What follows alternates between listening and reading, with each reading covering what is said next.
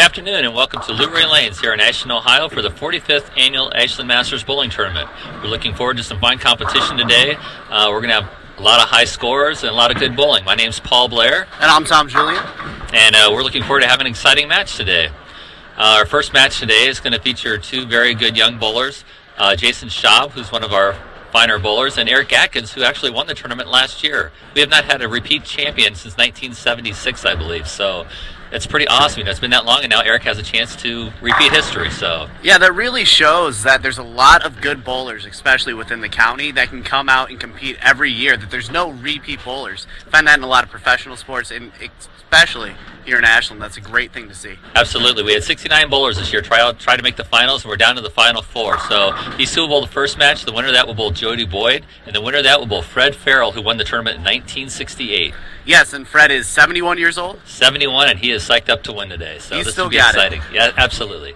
So we'll go ahead and get him started here. So good luck to the bowlers today, and enjoy the show.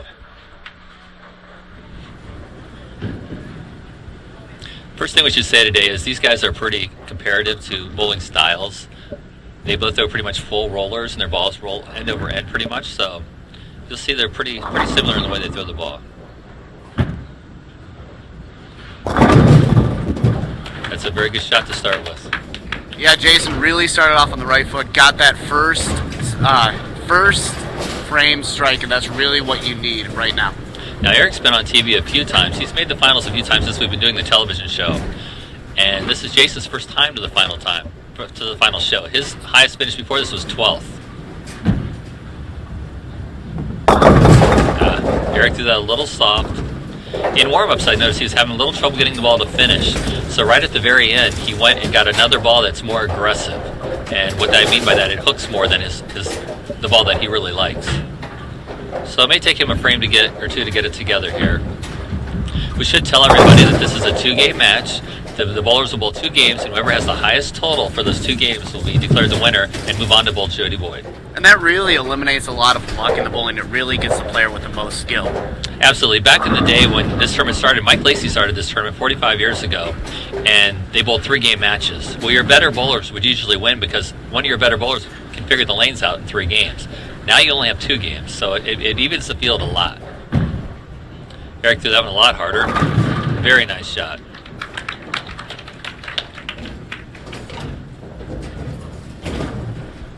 Now, this is a big shot for Jason. In match bowling, you have to take a different attitude, mental approach than you do in leagues or in qualifying. Every ball you throw in match play is very, very important. Jason's opponent just opened, so it's important he throws a strike to really jump on him. Got that in a little bit. That is one of the famous Loray 10 pins. You'll find here at Loray Lanes, if you get the ball in and you don't throw it quite on time to release it perfectly, you'll leave 10 pins here a lot. But that's a good thing. It helps keep the scoring in check, and you have to make good shots.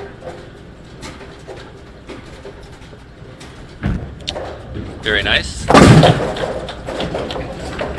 That was a great way to close out that frame and pick up that spare. It's going to be really important to not leave any frames open, kind of like Eric did with the first frame. Right. In match play, it's very important you try to stay clean, and remember that every pin you can get counts. You know, so many times I see bowlers will throw a split and they'll just throw the pins away and not think about it. Well, if you're on a strike and get 6 and miss them, you've just thrown away 4 pins, because 2 actually means 4 on a strike. So every pin is important. But we got that out. There you go. It's important that Jason trusts the ball and gets it outside the second arrow, because if he gets it inside, he'll leave 10 pins all day. But as long as he swings it, I think he'll be fine. You see Eric's ball hooks a little more than Jason's too. Eric's playing a little more inside, trying to swing the lane a little more than Jason. It actually allows for him to have more room for error. Very nice shot. That's a great way to follow up that opening frame split by coming back with 2 strikes. He's almost at that turkey mark. Absolutely, and he's right back in the match now. If he throws a strike, he's only down 2 pins. So if you're going to open the first frame or the last ball of the 10th, is the only time you really ever want to open, if you have to open. I think this will be a good shot here now.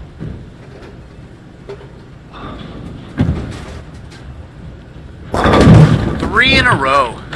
That's called a turkey. That is correct. Eric's one of the top bowlers, always has been one of the top bowlers. He's just very, very strong. His game's very, very solid. He doesn't do anything fancy. He's very, very rhythmic to the line. His timing is very slow, and it just makes for easy bowling. He looks like a very fundamental bowler, and that's showing right now. Absolutely. As he came back. Jason's the same way. Got that in. Okay, now that ball Jason got in, but he hit it really hard by hitting it. I mean, he lifted it with his fingers. And when you pull up on it like that, it's going to go heavy every time.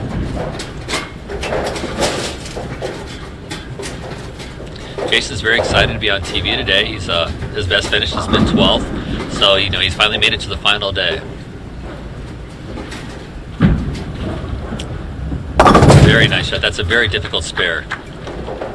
And he picked that up very well. And looking at the scores before we went on the air, it looked like Jason was actually the highest scoring bowler up to this point. Is that true? Absolutely, yes. He's been throwing the ball very. As I said about Eric, Jason's game is just as basic as Eric's is. Very solid, very compact. Not a whole lot of movement in their approach to the line. It's very straightforward, and it makes the game easy.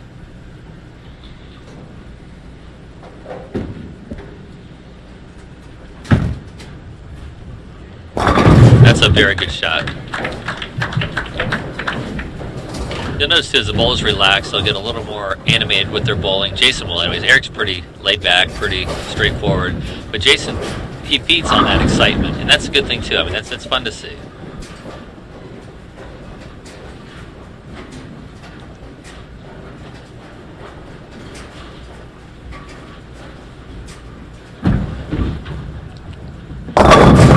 Very good.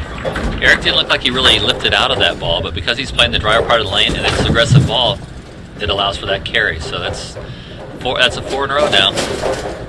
And we'll see if Eric can pick up the Yahtzee with his 5th ball, maybe throw it down for the strike. Actually, now on the pro circuit, they call a 5-bagger a ham bone. Wow, I thought that was the 4. Maybe it is a 4. I think you're right. Yahtzee does make sense though for 5. Regardless, I think this ball will be right around the pocket. And there it is. Eric's very solid. Very solid player. He's already impressed me. That's about all the emotion you're going to see right there, too. So he's feeling a lot of pressure, though. I mean, to win 2 years in a row, that's only been done 3 times in the history of the tournament. That's a lot of pressure. To repeat,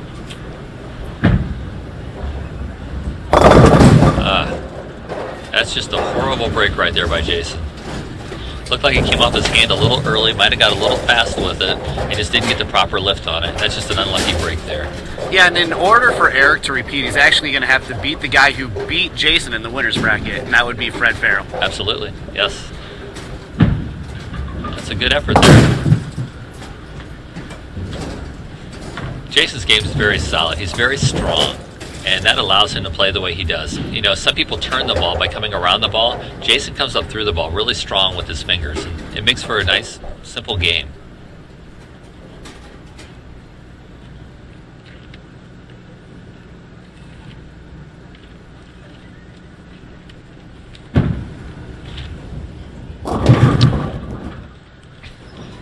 That was his striking lane there, and he's trying something a little different there. He's a little flustered right now.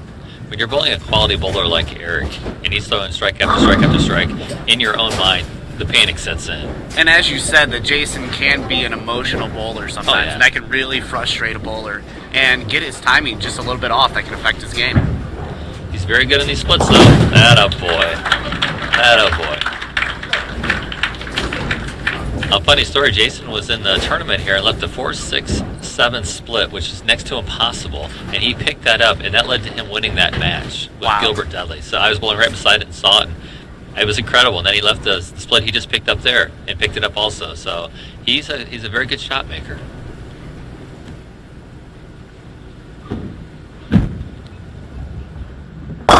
Eric is still flawless in the last 6 frames. It doesn't get any more solid than that.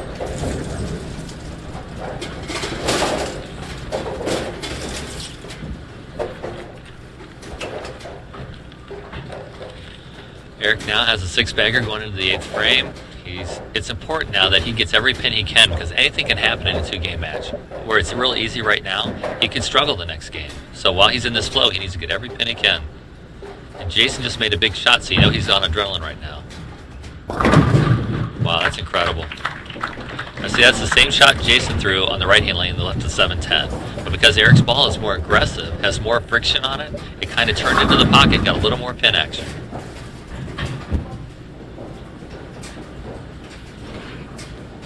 But Jason struggled on this lane the entire match so far, so we'll see what he can do. Came in a little light last time. He'll probably let up and try to let him react.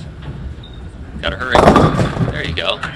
That's a great way for Jason to pick himself up right there. The funny thing about bowling is you can be down, but until you're mathematically eliminated, you don't ever give up because you just never know what can happen. The also famous gutter ball can can happen to anybody, including these guys in the Masters tournament. Absolutely. I threw one on television last year, so it was a very humbling experience. He really lifted that ball. That was an awesome shot right there. That's got to swing some momentum for Jason. After picking up that very hard split to come back with 2 straight strikes, I know that Eric does have the 6 in a row, or the 7 in a row, excuse me, but Jason's really swung some momentum in his row, and he put a little bit pressure on Eric. Yeah, Eric knows that Jason's kind of fired up now. He's on that emotional high right now, so Eric's going to try to bring you back by throwing 2 more strikes here.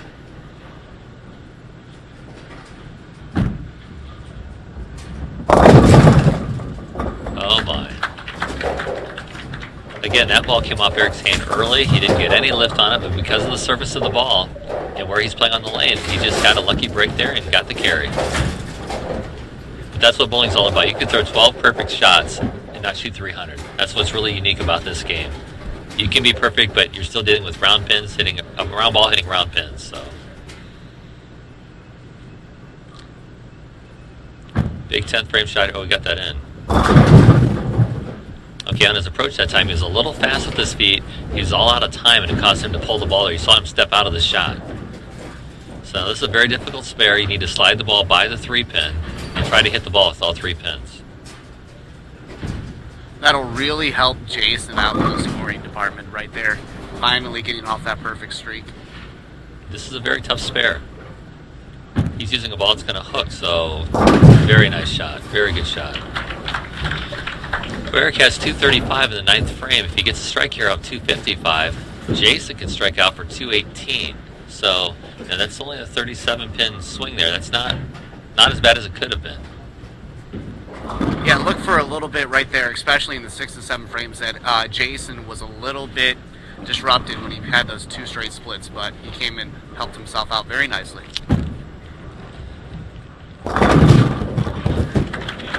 Eric just got that old slicer ball going. It's just eating the pins up. So Eric finishes the first game with a fine score of 255.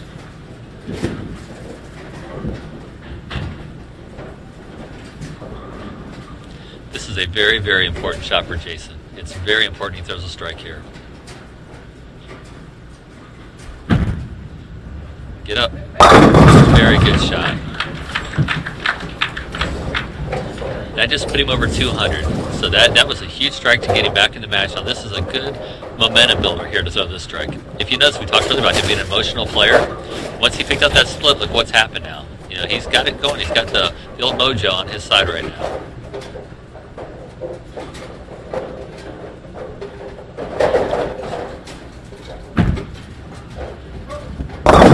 Okay, got that real fast. He moved right a little bit, but he threw it too hard. That's the problem with using these shiny, I call them reactive balls that want to slide and then snap hard on the back end. Because if you get it in the oil a little bit, it'll just never grab the lane. Where Eric's using a very aggressive ball that's a very coarse surface, and if you look, it's not as shiny as Jason's, and it grabs the lane more readily than Jason's ball will. But Jason's throwing a good ball here. He just needs to get what he can here. Just picks this up 206. Oh, a little hard. All right, Jason shot 205 that first game. And that'll leave him with a 50-pin differential. But with Jason's talent, that deficit is not unsurmountable. Against an average bowler, no, it would be pretty. You have a good chance of making up. Against Eric, it's going to be really tough because Eric's one of the top 5 bowlers in the nation. Has been for the last 10 years. So he's got a mountain to climb, but it's not impossible. We'll see what happens here. Eric kind of wavered in the 10th frame, but we'll see how he starts out this match. wants to make a good solid shot here to let Jason know, hey, I've still got it. You're going to have to come and get it.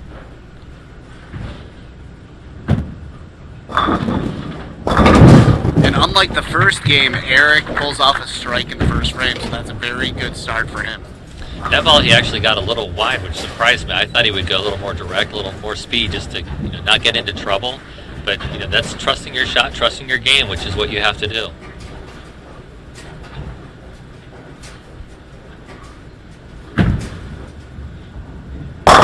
Very nice shot.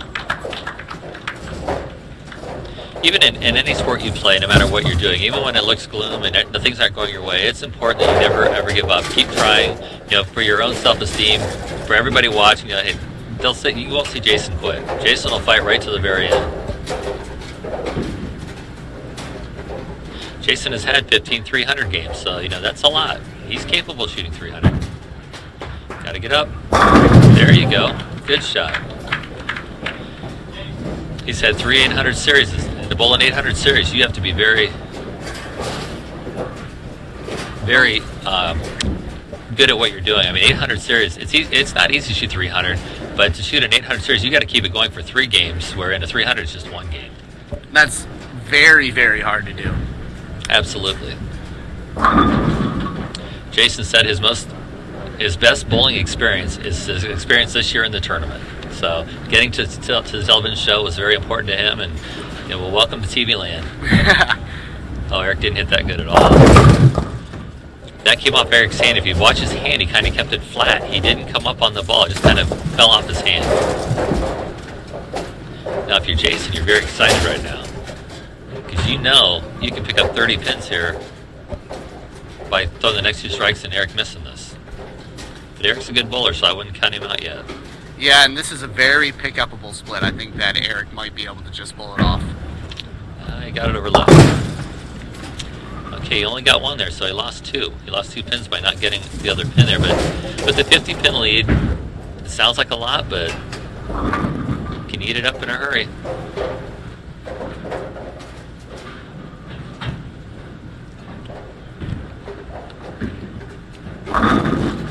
Eric's taking a little more time here, going to compose himself. Make sure he makes a good quality shot here.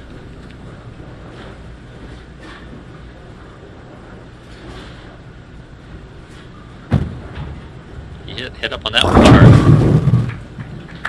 That wasn't a good shot either. He knows he's kind of lost his little timing is off right now. Even though he hit that ball, he didn't get the proper lift because his feet were there too fast. So he wasn't square, didn't have a good base. So he's thinking now he's got to figure out what's wrong. He's got to get his momentum, get his little nice fluid motion to the line again. This is the tournament here for Jason. He's got to throw this one right here. It's not a bad shot right now. That's not a bad shot at all, Jason. Now, while watching Eric and Jason bowl, Jason has more of an upright bowling stance. How does that affect with his release point? Does that make him a more effective bowler, or would you say it puts him at a disadvantage? I like Jason's style. Jason has a nice pendulum swing with his arm swing. Watch how sweet his arm swing is. It's going straight. It doesn't waver inside and outside. It goes nice and direct. Eric uses more strength than swing. Jason's got a nice fluid back and right fluid up. Oh, he hit that too hard. Oh, got a huge break. That's a huge break. Jason is really pulling with his momentum right now and his emotions. That is his 4th consecutive strike, and that is really going to help him out. Right, and you see there too, he threw that ball a lot faster than he has been bowling. So the old the momentum, the flojo now, and he's got his adrenaline going. That's what I was looking for. Got his adrenaline going, so he has to be careful to keep himself in check. He's breathing heavy now. He's excited. He wants to get back up there and bowl. So Eric's going to try to slow him down. Take your time. Let him sit back there and like a racehorse a few minutes, breathe. And I think this will be a good shot for Eric here. He wrapped on that one. Eric's not even bowling in leagues this year. Eric has only bowled a few times in league subbing because of jobs, and he runs a charter business. He's also one of our sponsors of the tournament. He runs Restalker Charters, which is a very nice thing. If anybody ever needs a charter, give Eric a call, and he'll treat you right, and you'll have a good time. But so he is in bowling league this year, so it's amazing that he's done as well as he has. He's surprised he's done this well. Yeah, not to mention if you go with his charter service, he'll probably give you some good bowling tips. Absolutely. He knows a little bit about fishing, too. Well, he moved right on that one. Okay, again now, his timing. And this is what happens when you don't bowl. When you don't bowl in league and you don't get a little bit of rhythm build up, his muscles are out of whack right now. And he's lost that nice fluid trip to the foul line. He's struggling. It's not really that the lanes have changed, it's just he's changed. And if he was bowling 2-3 nights a week like he usually does, I guarantee you he wouldn't have this problem right now, but it's just from not bowling enough. That's gotta hurry. And going back to what you were saying with bowling, once you do it 2 to 3 times a week, you get in a sort of rhythm that is very important for a bowler. Isn't that correct? Right. With any sport that you play, muscle memory is very important. And in bowling, it's extremely important because you have to think about what's my ball doing on the lane? What ball do I use? How do I release it with my hand? There's so many things to think about that you don't want to think about your approach to the line. It should be natural, and the way you bowl is the way you bowl. That's not a bad shot. Right, Jason picks up the Yahtzee with his 5th straight strike. Let's see if he can pick up the 6th on the 21st lane here. Jason is definitely in the groove now. This is probably the biggest shot of the tournament right here. Because he throws his strike, now Eric knows that the match is back to even again.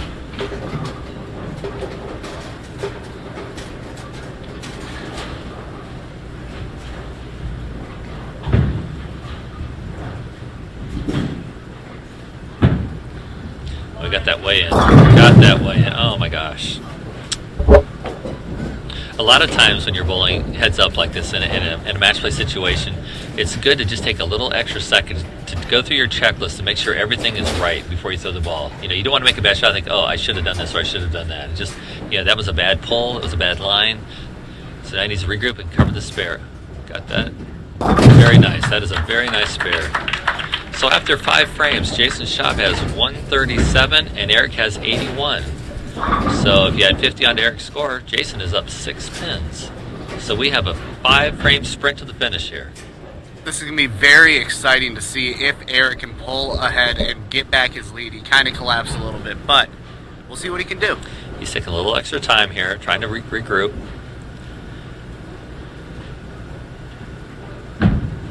It's got to get up. Ow. That was a heavy rolling ball there. The ball wasn't really arcing the way he wanted to arc. He kind of came off the back and it rolled heavy. That's called the fast 8. So he's got to pick this up now.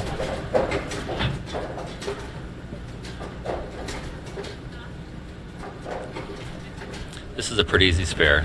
Just start it up to the side and let it hook over. And he picked it up. And that's really what you need to do right there, as Jason and Eric match each other with spares on the 6th frame. We only have 4 frames to go now, so there's a 6-pin difference for total, and Jason's ahead. So these pin counts are very important. You know, Jason counted 7 on that 5-bagger, so he lost 2-3 pins right there. Another 7-6 count, and if Eric throws a strike here, you know, this match should be dead even. We could be looking at a tie. Now, if a tie happens in this tournament, what is the overtime procedures? They'll bowl a 9th and 10th frame roll-off. Okay. Eric's falling off balance now, and it's just, his timing is just so far. He needs to win this match and then throw some practice balls to get his rhythm back again. He's totally frustrated. I can tell by his face. He's out there, he's trying to get it together, but it's just hard. And I think Jason is feeding off that frustration a little bit. Oh, absolutely, absolutely.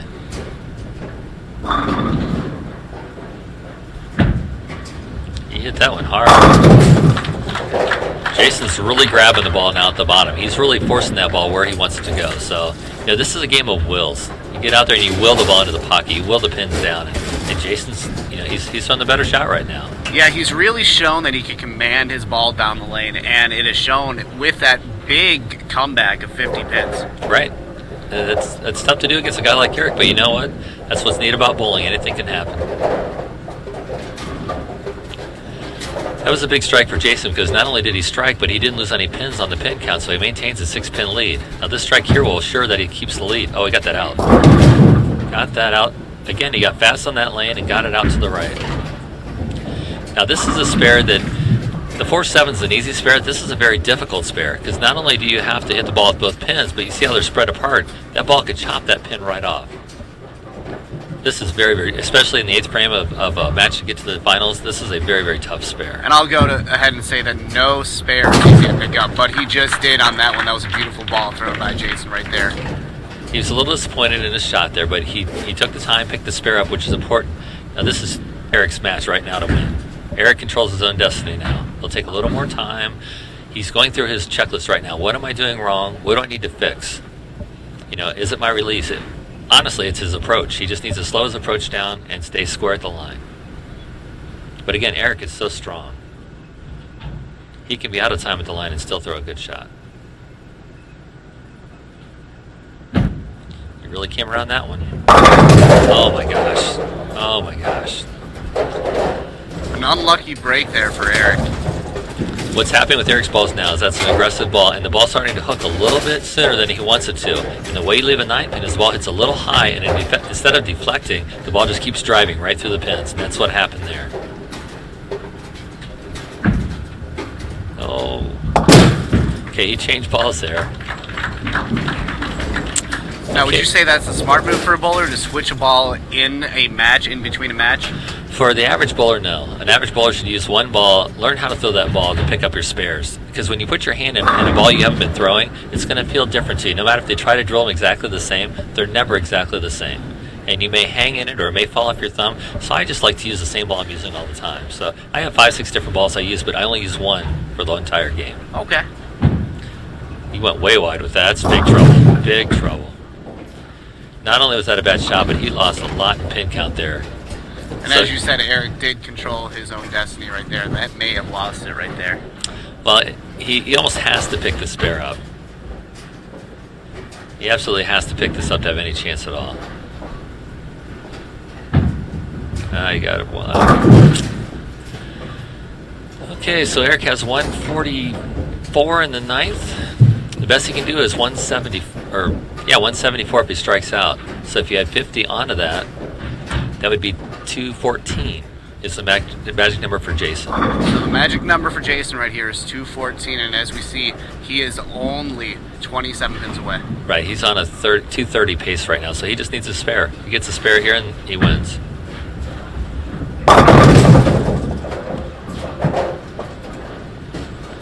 He needs a spare in the 9th or the 10th frame to be a winner.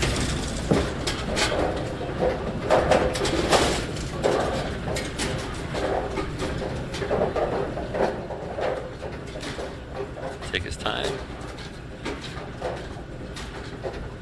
That's a very good shot. And that should seal it.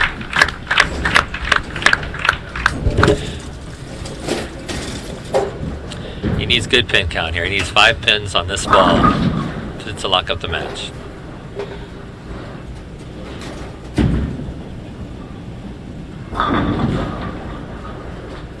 The pinfall you're hearing is Fred Farrell and Jody down there warming up, getting ready to come down and do their match. So Jason's not. That's a winner. Jason would like to make a better shot than that though, because he knows he's had another match to bowl, and you know Jody plays more up the outside, so he's not going to have the tendencies Eric had of having trouble in the middle. And Jody's also an animated bowler also, so this will be an exciting, fun to watch match. I'm really looking forward to it. This is a very tough spare. This is called a sleeper spare. And that's a very good shot. So Jason can strike over 234, which will make him a winner, and he's going to move on to bowl Jody Boyd. I'd like to congratulate Eric on a fine run. I mean, to win the Masters last year, I mean, he just dominated the entire tournament. Came out here this year and made some clutch shots when he had to get to this point. And it's just so easy to do. You know, the lights, the cameras, the people, you know, the wanting to win so bad, to win 2 years in a row, because it hasn't been done since the 70s. So Jason has a 232, very nice 2-game match. He has a score of 437.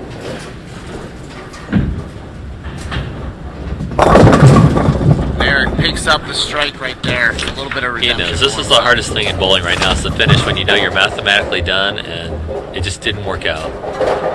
And that's the bad thing about bowling. That first game, Eric, everything he threw was perfect. It was dead on. Bang, bang, bang, bang. But the minute he wavered a little bit, it was gone. And that's from not bowling enough.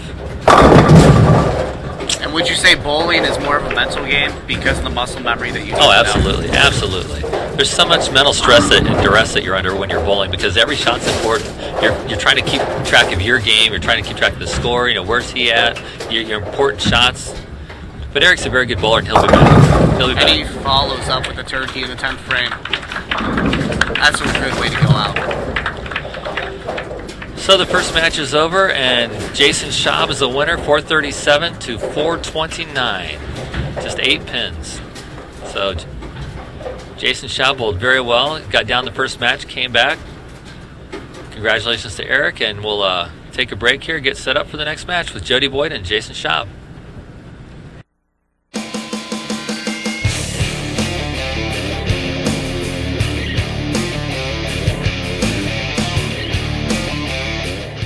Alright, I'm Marina Santos and we are here at Loray Lanes for the Masters tournament here, bowling tournament, and I'm here with Paul. Hi Marina, yeah, we just had a very exciting match here. Very exciting match. Marina's going to do the next match with me, and we're going to watch Jason Schaub and Jody Boyd here have a match. So good luck to the bowlers, and we'll get this match started. Definitely. Now you're going to notice here right off the bat, Jody has a very unique style. He bowls in tennis shoes. I saw it. Yeah. It has a little hop at the end. Right. We're going to work on that this summer, though. Now, Jason just had a very emotional match, so it's important he calms down here and makes good shots right out of the bat. He did a great job coming back last game. He's throwing the ball very, very well now. I noticed in practice, and I noticed in the last match, that everybody's having trouble in the right lane. It looks like the oil is pushing down on the right lane, so the ball's not reacting as soon. So we'll see how Jody adapts to that.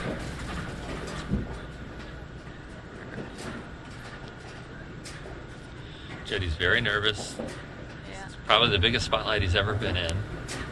Is this his first bowling tournament?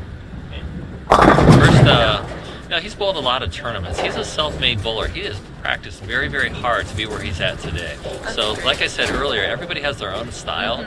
Jody definitely has a unique style, but it works for him. And he's very good at what he does. Definitely. That's a good start. Good job. That's a good start. Jody's never bowled on television before, so this is all very new to him. So it's going to take him a couple frames for his heart to slow down, for him to get settled in, and hopefully Jason doesn't run off 4 or 5 strikes in a row, because that will make it difficult for Jody. It'll really hurt Jody. Definitely. Oh, he dropped that one. All right, 9 is okay. He's got to get that one and get a spare now. Right, where I talked about Jason and Eric having very fluid styles and very basic approaches, Jody's is a lot more awkward, and so when he's struggling a little bit, it's twice as bad because of the way he throws the ball. That was a good shot. That was a good shot. Again, I want to thank everybody that came out today. We have a very good turnout again, which we always do. The sponsors have been incredible. You can see the banner at the end of the lanes. Good Luck Masters Bowlers from Mid-Ohio Graphics. She was so gracious in donating that banner to us. So I want to thank Kay a lot out of Mid-Ohio Graphics. She's an incredible lady, and the sponsors all are just amazing. Definitely, and there's a great crowd today here watching everybody. Yes. Jason's pretty locked in right now. Jason's got a different mindset now. He's not bowling Eric, he's bowling Jody. And he knows that Jody is a good bowler. I mean, at times he can bowl very well, but when he's not bowling very well, he bowls very bad. So he knows if he can put a lot of pressure on him, Jody's more apt to fall under the pressure than Eric is. Playing a mind game. Bowling is a lot mental. Yes, definitely. Jason is absolutely in the zone now.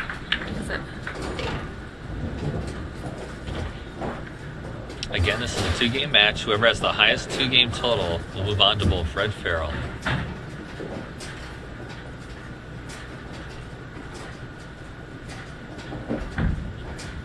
That's a better shot. Oh, unlucky pin. Jody has had some issues in bowling. Every year he bowls in the Masters, he just wants to qualify. Now he went from qualifying. Who'd ever thought he'd be on television? Exactly. Oh, we got that out a little. All right, good shot. And I've noticed some people, some bowlers don't actually put their fingers in the hole. They just hold the ball and use their wrist. Is that incorrect to do, or it really depends on the bowler? Well, everybody puts their fingers in. Some people don't put their thumb in. Okay. But all balls, there's fingertip, there's semi-fingertip, and there's conventional. Your advanced players all have fingertip because we want to get as much turn on the ball as we can. It's got to get up.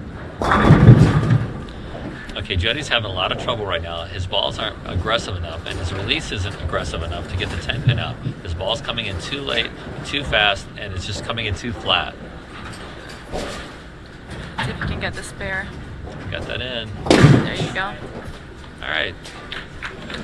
Well, Jody's got a 4-bagger. They're just not strikes. He has 4-9 pairs.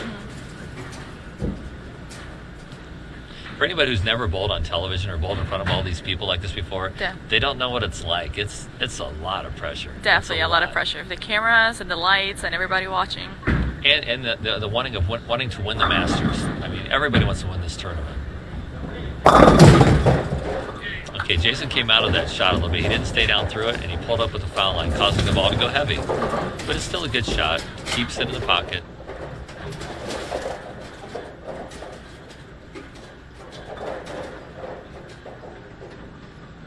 This is a very easy spare. You just lay it on second arrow and just let it roll across. Oh, he went right direct at it, which is probably a better way to shoot your spares, but most bowlers that hook the ball across the lane.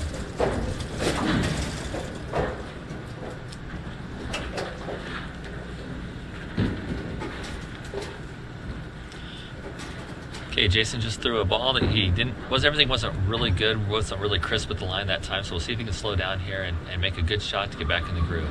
Just like Eric, you don't want to have the momentum and then let it fade away like he did. Definitely. Let's see if he gets a strike. Ooh, that was a good shot, just an unlucky break.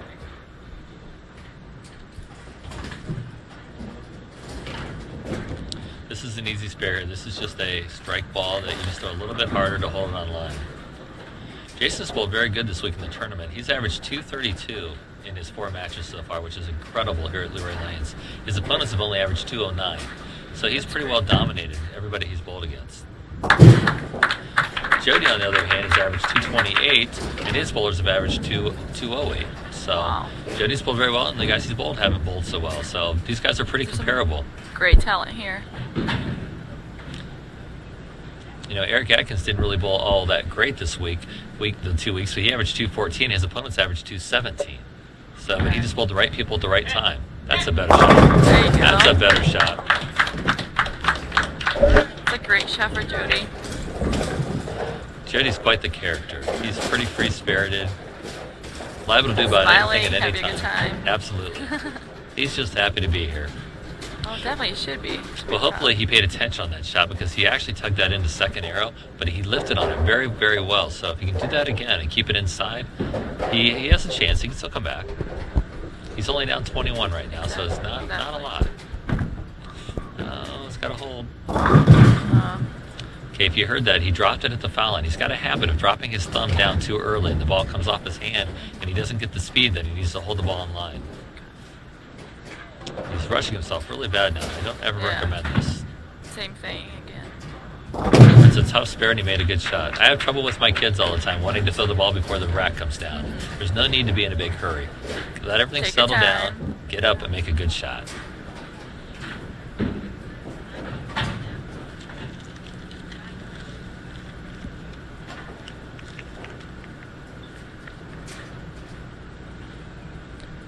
It's a big shot for Jason. He hit up on it again. He's having some trouble with that pin. Yeah, it's not the lanes that are changing. He's grabbing the ball. His adrenaline's going down. He's really being aggressive at the bottom of his swing and really grabbing the ball at the bottom, which isn't all bad, but he's got to realize it and not move to adjust to what he's doing. The lanes haven't changed yet. There you go. I think if he just stays down through the ball a little bit, if he wants to grab it and just reach out a little more and hold the ball in line, I think he'll be fine. But if you notice, he hasn't made really good shots in the last 3 balls, but the ball's still in the pocket. And that's what you look for in bowling. Where can I bowl where I can make the biggest mistake and still hit the pocket? And Jason has found his best line is right where he's at right now. See if he can get this off his hand clean without really hitting on it. Got that out. There you go. There's a strike for Jason. Jason's doing a little self-motivation there, talking to himself. You know, nobody knows you like you, so.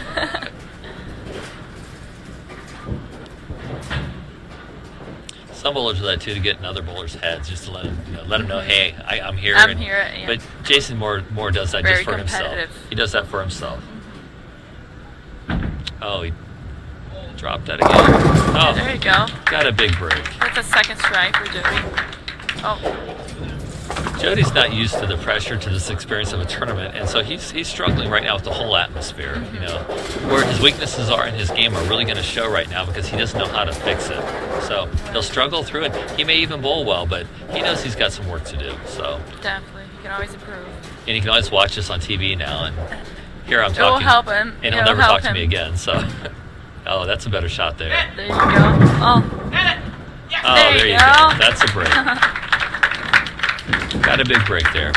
The neat thing about this tournament too is there's a lot of camaraderie here. You know, everybody wants to win, but we're all good friends with each other. So you know, that's very important. Absolutely, because after this is over, we're all going to be friends again. But you know, right now, Jason's very focused. Jody's just more or less hanging out. He wants to win, but he wants to win. There he is. That was a much better shot by Jason. He threw that a lot slower. I wish we had the speed thing here so you could see, but that ball is a lot slower, just a nice fluid stroke, and that's the Jason shot that needs to make every shot. He's got a 20-pin lead now. They both have strikes in the 7th and 8th frame. It's 137 for Jason in the 6th to 117 for Jody. He's got a hole. That is a great shot. Turkey. That is a turkey, you're right. Good for you. Okay, Jody, this is a big shot here. He needs to keep his hand open and lift the ball out onto the lane.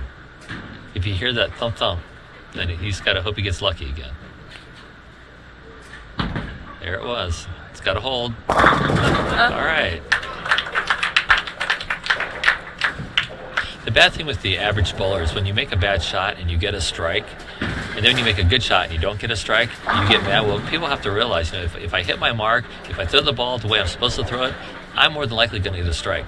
But if I miss my mark, if I don't lift the ball, and I leave a 10-pin, I shouldn't be upset because I did make a good quality shot. But a lot of bowlers don't realize that. This is a big shot for Jody. It's got to push. Oh.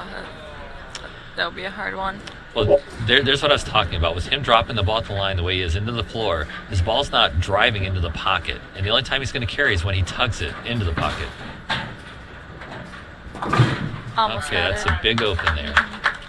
So Jody finishes the first game with 203. Not a bad game, but it's going to take more than that to beat Jason Schaub here this afternoon.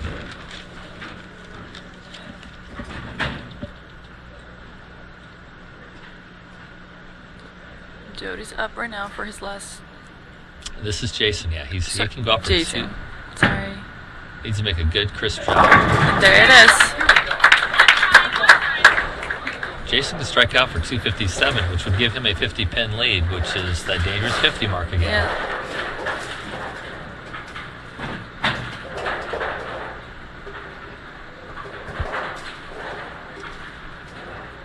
That first strike was a great shot because that keeps the string going now. He now has a 4-bagger, so he needs to take his time, make a good shot here.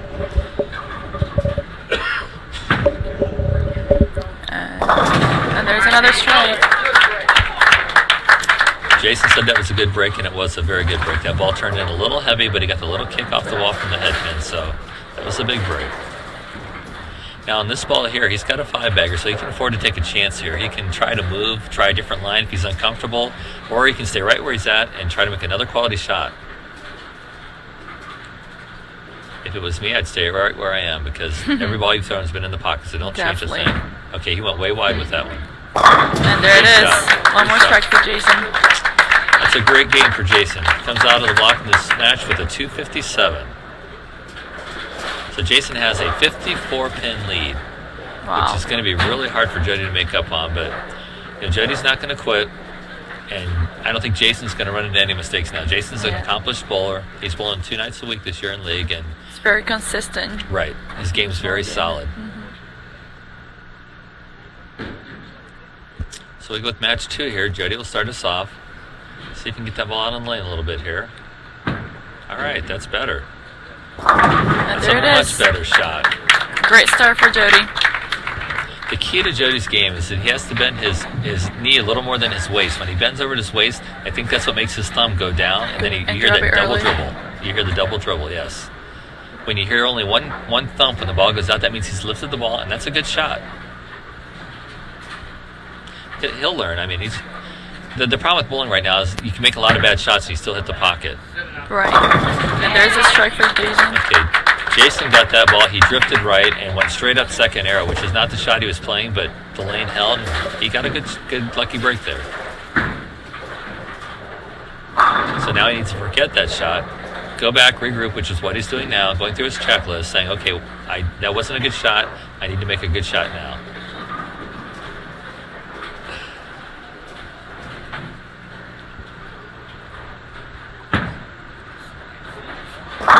There it is. Very good shot. Very good shot. Jason's going to be very tough to beat today. It's a great shot.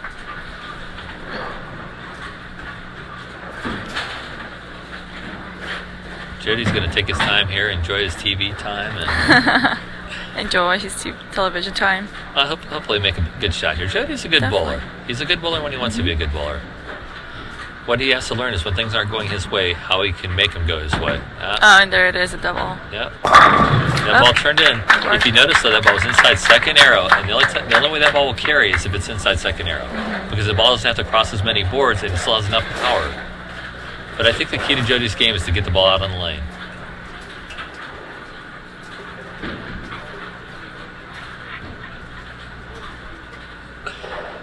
Big shot for Jody here. I'd like to see him have a great game. Come on.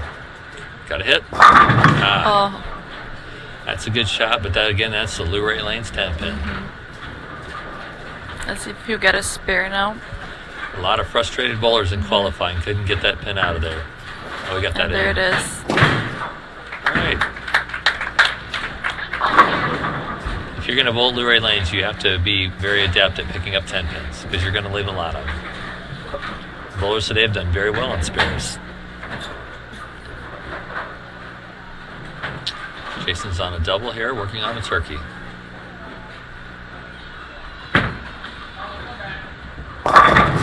Oh, Okay. hard shot. He didn't throw that ball real well. He threw it out a little bit and didn't really hit it, and the ball came in flat and ran out of gas. That's the importance of bowling. I mean, you have to make the same shot time after time. And if you waver a little bit, you'll get a break like that. You know, he knows he didn't throw the ball good, but a lot of the people probably don't realize it. It's got to bounce. That's a good smart shot there. When you leave a 7-10 or a big split, like I said earlier, get as many pins as you can, because it adds up in the end. You're bowling for total Definitely. pins here. Well, Jody's made up 13 pins now, so he's got 40 more to go. Let's see if he can come back from that opening with a strike.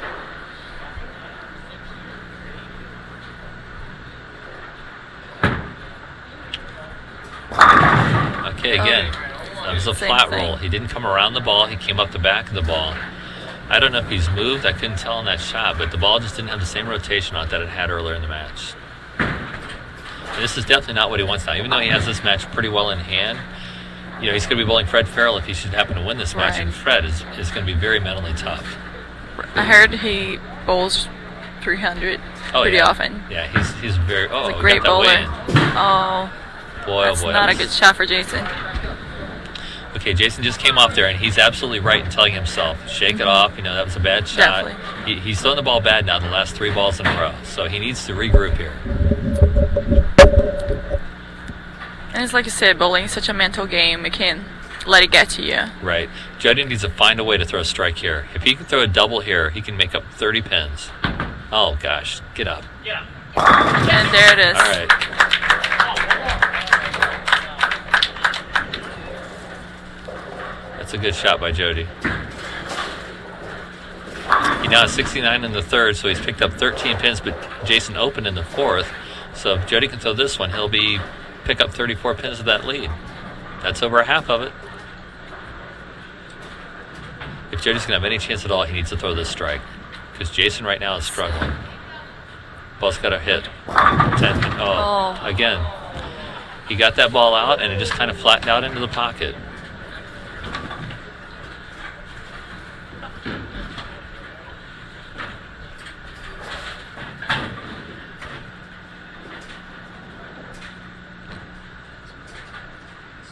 All right, Jody will try to get a 10-pin here. Oh, he's threw it hard. He's going to bounce it. Ah.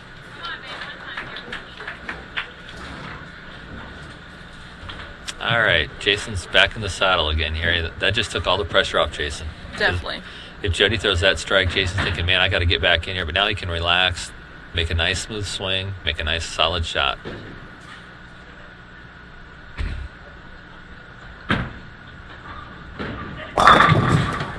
Okay, that was a very, very good shot. But then again, that's Loray Lane's 10-pin right there. And it's really bad about this is he just missed this. So in the back of his mind, he's going through his checklist now. Okay, how did I miss that? What did I do wrong?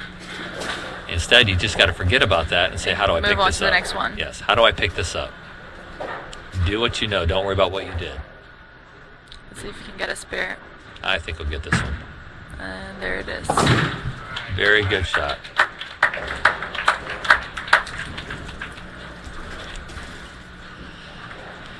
Okay, Jason now has got a spare in the 6th frame or a spare in the 5th frame. He throws a strike rate of 85. He'll only be down 12 pins, so Jody's going to have to put a string together. Jody's done it. His last game of qualifying, he had to shoot 240 to get into the field. Wow. Yeah, he qualified down low in the field, so he knows what pressure's all about. He just has to regroup here and make good shots. That's a better shot there. That's a very good shot. What's really neat about Jason's game is I can sit here and I can watch Jason, and when he releases the ball, you know if it's you know it's going to be a strike. Right, you know if it's a good ball or not. There may be shots where he doesn't look good, but he'll still get strikes, but when he throws it like that, that's automatic. Nice and solid, nice and balanced at the line, and lifted right through the ball. Oh, Jody, he dropped that one badly. Oh my gosh. Got lucky. Oh my gosh. You can tell by his body language. He knows. He He's just looked at smiling. me and smiled. He knows what I'm saying. I've been working with Jody a little bit, and he knows he's got some things to work on. But again, I think a lot of his problems come with wearing the tennis shoes and having that hop at the end. It's just, you can't be consistent doing that. You can score well because the lanes will allow you to score, but you can't be consistent. And the tennis shoes, is that a personal choice?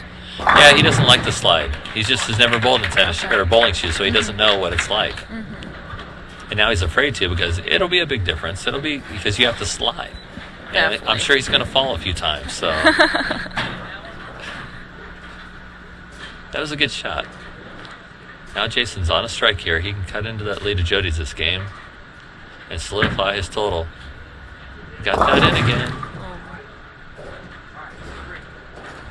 Again, bowling is all about timing. It's all about mental strength, being strong and being mentally tough. Jason's now is wavering. He's having a lot of trouble with his approach. His release is all over now. He's to regroup here and rethink what he's doing. Oh, it's got a hook. Nope. Yeah, he definitely needs to regroup and get his game back. Again, a lot of bowlers, Jason, if you saw him earlier, he doesn't hook the ball at spares. He throws it hard and straight flat. That ball, he tried to hook at it. So his mental thinking right now, he's changed what he's been thinking. He looked up the score now, and he knows if he strikes out, he can have 203. Which is more than enough to win. Okay, he moved right there. That ball was a little aggressive at the pocket and drove right through the pocket. I can't stress enough, people at home watching this, we talk a lot about this and that, but bowling is so basic. It's having a nice solid approach, making good quality shots. When you're struggling, this is what happens. It happened to Eric the first match, and now it's happening to Jason. He's good at splits, though. Almost had it. Okay, to be honest here, Jody controls his own destiny now. If Jody Boy can strike out the last 5, he will win this match. It's on his hands. Jody loves competition. He thrives on pressure, so, I think this is going to be a good shot here. Oh, it's going to get up. It's going to be a 10 pin.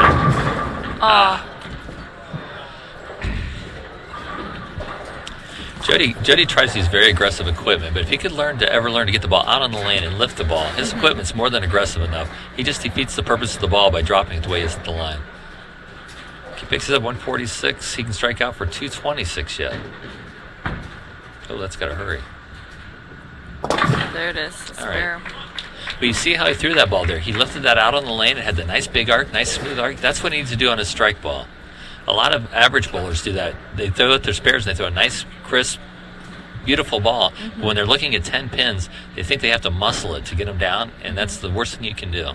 You roll the ball, use the strength of the ball, use the lane. Let the dryness of the lane bring the ball in. Jody absolutely has to strike here to have a chance. I got that in again.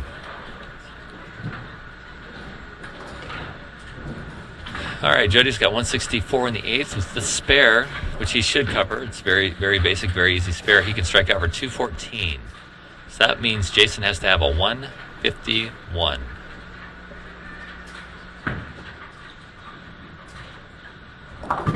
That's a good shot.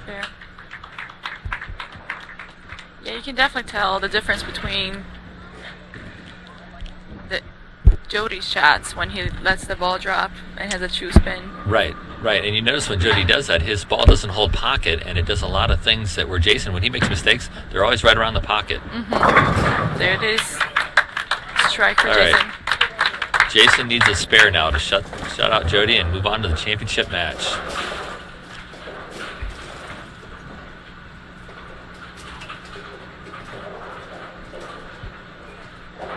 If Jason should happen to go 9 miss here, or count 9 in the 10th and not get a spare, Jody can strike out for a tie. Wow.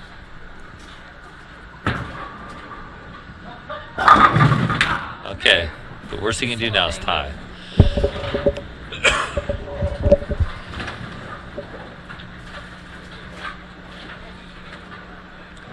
Jody's just hoping for a chance. That's all he wants is a chance.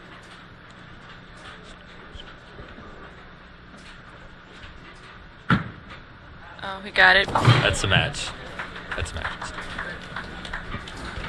That was a good pressure shot there. You know, Jason's been struggling a little bit, and he just made a good solid 10-pin. He'd like to finish this match better, knowing that he's bowling Fred the next match, but definitely he's just happy to win here, and he's moving on to the finals. For a guy who's never been in the top 12 before, he's shown well today. Now he just got to move on for the next game. Right. Regroup. Jody's really disappointed now. He's liable to walk up here and just throw 3 strikes because he doesn't care now. He's mad. He's lost. There's a good shot by Jason. There it is. Good shot. That gives Jason a 2-game total of 419. And Jody can strike out for 214, which would give him a 417. He would lose by 2 pins.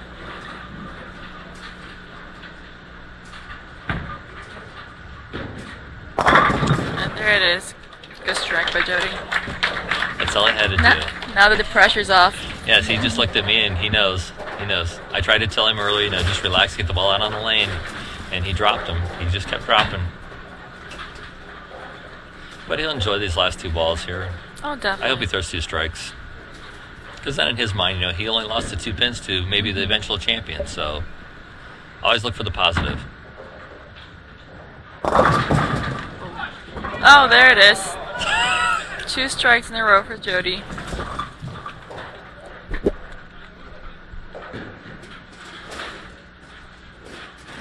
Jody's trying to figure out the score now. He thinks he still has a chance. He just asked me, but he'll lose by 2 if he throws a strike.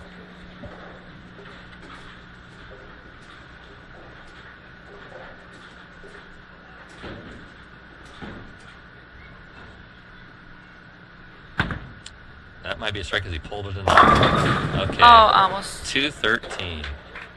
So the final score in this match is Jason Schaub 419, Jody Boyd 416. Great match. It just goes to show you don't ever quit until you're mathematically eliminated. I mean, it's just 2 classic examples of what bowling can do. You know, congratulations to Jason. He's a little upset now. He wanted to bowl better, but he's happy. He's moving on. Definitely. But I think I know he's going to have to bowl better than that to beat Fred. Oh, yeah. Fred is 71 years old, and his mental game and his physical game is as good as it gets. So we'll take a little break here. And that'll be an exciting game. Absolutely. We'll take a little break here, and when we come back, we have some exciting news for next year's Masters coming up. All right after this.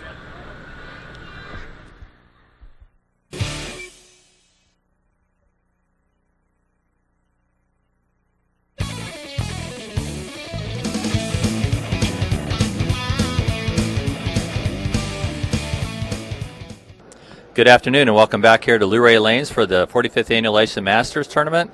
We're getting ready for our championship match, but I just had some exciting news brought to me by Mr. Lou Byers here from Visionary Products. Lou bowls Wednesday night in our A-League out at King Lanes, and he's going to tell us about what he's going to do for us next year to help us support the Masters and to make the Masters even better than what it is. So, Lou, it's all yours. Thanks, Paul. We're very interested in supporting the amateur bowler. We used to be real involved with the PBA. And then it got so expensive, we decided to put our money towards this area here. The amateur bowler is still strong, able to be pros. So we put our money there in these tournaments and so forth. So when the opportunity came for us to sponsor this tournament, I went back to the office, we talked, and so next year we're going to come back and we're going to try to sweeten the pot a little bit for you. And some of the things we want to do is to make balls available to those contestants. We're going to put some money to you to be able to put some balls out for raffle to bring more prize money. And we're going to do a few other things. We'll outfit all the TV finalists in one of our shirts like you see Freddie and I wear. And we're going to try to bring you an entry into the high roller for the winner. So Visionary is a long time in the game. We were once known, we can say it now, as Hammer. We sold that name to Ebonite. But we are still, we're making balls in the same plant and very strong. And anybody interested in throwing a Visionary ball, I think you see Freddie playing today. He played awful well yesterday, as everybody saw. And we're a ball that has been around a long time, just a different new name.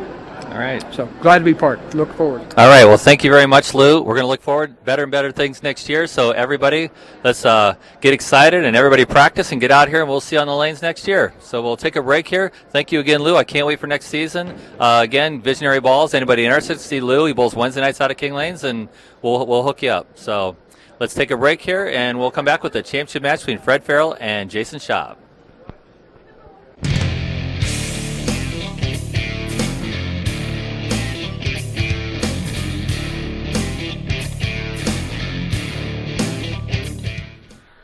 All right, welcome back to the 45th Annual Ashland Masters. Marina, I want to thank her for doing a great job. It was a lot of fun working with her. And Tom's coming back now to finish up this exciting day we've had so far. It really has been a very exciting game. Jason has played from both sides of the ball. He's played from ahead and behind, and has really given a well-rounded experience here as he goes up against the veteran, Fred. Fred is definitely a veteran. Fred's an incredible bowler, and you guys are going to see bowling at its best right now. Jason has had some bad times. He's had some good times, but you know what? He's gotten through it, and he's right where he wants to be now. So we're going to go here with the championship match, and we'll see what happens. I guarantee you, though, the camera won't be any issue with Fred. Even though he's never bowled on television that I'm aware of, he's just a wily veteran, but he's feeling the pressure right now. You know, he hasn't won this since 1968. Wow, and that's a very long layoff. Other than Eric, who he's already beaten, that won it last year. Right, absolutely. And Jason knows, and he knows all the history. He knows a lot of people here are pulling for Fred, but Jason wants it just as bad as Fred does. That is a very, very good shot. It's way to start off for Jason. This is his third consecutive match. They forgot to put the arrows up, so we'll have to make a little score correction. Again, I want to thank Mr. Lou Byers for coming forward today. He came to watch our little TV show here, and he had no idea that this event was as big as it was, that it was elaborate as it was, and sitting there thinking, you know, he came up with this idea for the next year's tournament, and I am so excited and so thankful because this tournament means a lot to me. And to have Mr. Byers come on board is just going to be incredible. Fred's first shot of the match is a very good shot and a strike. Yeah, I'm really impressed with the turnout of fans that have come. There's fans, there's friends, there's family, all here, and they're here cheering on in the championship game between Jason and Fred. It's going to be a great one. We're already through the first frame, and they have matched each other with a strike. Right. I was a little worried today. At 1:30, you know, we were getting all set up trying to get things finalized, and there was hardly anybody here. I thought, oh my gosh, nobody's coming, but oh my gosh, what a crowd we've got now. This it's is a late incredible. turnout, but it's a beautiful turnout. I think everybody heard Fred was bowling, and also Fred is using one of their Visionary balls. So that's one of the balls Lou Byers is going to give to the winner today. Got that out a little bit, but it held. That's a very good shot. My first year ever bowling, I bowled with Mr. Farrell in the league. I was 19 years old. That was 30 years ago in Mansfield, Ohio. And how did that one go? He definitely bowled a lot better than I did. Well, we won't leave you up to any embarrassment there, but I'm sure. He showed me a lot, and I learned a lot from bowling with him. He's very mentally tough. He's very physically tough. The man works out incredible amounts. I mean, he's just a physical specimen. I can only hope I'm in that good shape at 71. Jason made another good shot there. And he matches them. Second strike in a row for Jason. He's going to come back and try and get that turkey here on the third consecutive strike. Yeah, it's funny. We were just talking before the match started, and I asked Fred to make sure what year he won the Masters, and he said 68. And Jason said, gosh, I wasn't born until 1980. Wow. Yes, all these guys are growing up now. It just makes us all older. Jason needs to make a good shot here. Oh, that might be a little heavy. Yes. What happened there is Jason quit his arm swing. He didn't go through the ball strong. He came down to the bottom of the swing and kind of got a little tentative at the bottom. He's moved right now, so he's got to stay aggressive. This is a pretty easy spare if he goes hard and straight, but if you hook it a little bit, you can chop that 6 right off the 10. Jason usually moves left and just flattens it out very nice. Yep, good shot. Way to not leave the 3 frame open, as he has now closed them all, and he's now sitting at a 56 or a 60. He has 40 in the second frame. Okay. If Fred throws a strike, he'll have 30 in the first, and then 2 frames for the next ball. I apologize, but that's why you're here, Paul. That's You've got the brains. absolutely right. Yeah, that's why we have automated scoring. Fred is very solid. If you watch his approach, everything is very rhythmic, very in tune to himself, and just so solid. Got that in a little. That is just unbelievable. You know, we've seen some very, very great bowling today. You know, the first match, Eric Atkins jumped out to big lead, and Jason came back to win 437 to 429. In the second match, Jody was way behind, and Jody came back to lose 419 to 416. So you know what? Even though we've seen some domination, the matches have both been close. They've been very close, and they've been very exciting here on the Sunday. Absolutely. It's been great bowling. And I'm sure the fans appreciate it. Oh, everybody's having a good time.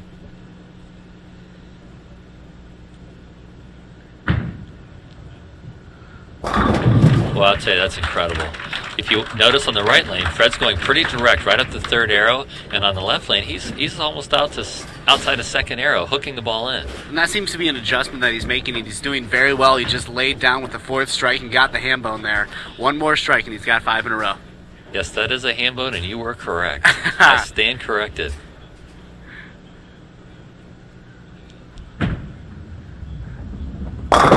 All right, that's what I'm talking about right there. Jason threw that ball soft. He was worried about going heavy, but because he stayed strong through the shot, even though he threw it soft and followed through, it held line. On the other lane, he threw it soft and he kind of quit at it on the bottom of the swing. Now, why do you think they're approaching both lanes differently? The right-hand lane seems to be hooking a little less. It's a little less back end on the back, little less hook on the back end. The ball doesn't want to finish, and that's why they were leaving 10 pins and 7 tens. Now this lane seems to be hooking a little more. Okay, that was a good shot, but again, that's a Loray lane's 10 pin. He threw it a little fast, a little too direct. And it was really that Loray lane's 10 pin that was really haunting Jody last round, especially in the first game. Jody and I talked after his match, and he came at first thing he said is, "I just dropping the ball." I said, "Yeah, I made that comment a number of times. You were double dribbling that thing," and that's the one thing we talked about that he couldn't do. But he'll learn. I mean, this is a learning experience. You know, he's on TV. Came in 3rd place. There's nothing wrong with coming in 3rd place. Nothing wrong with that. He pulled an extremely impressive match, and from being down that much, it shows a lot of composure. Absolutely. You know, there's a lot of bowlers back here. Corby Anderson's here, Tyron McKinney, a lot of past champions. John Summers is here. He's a past champion.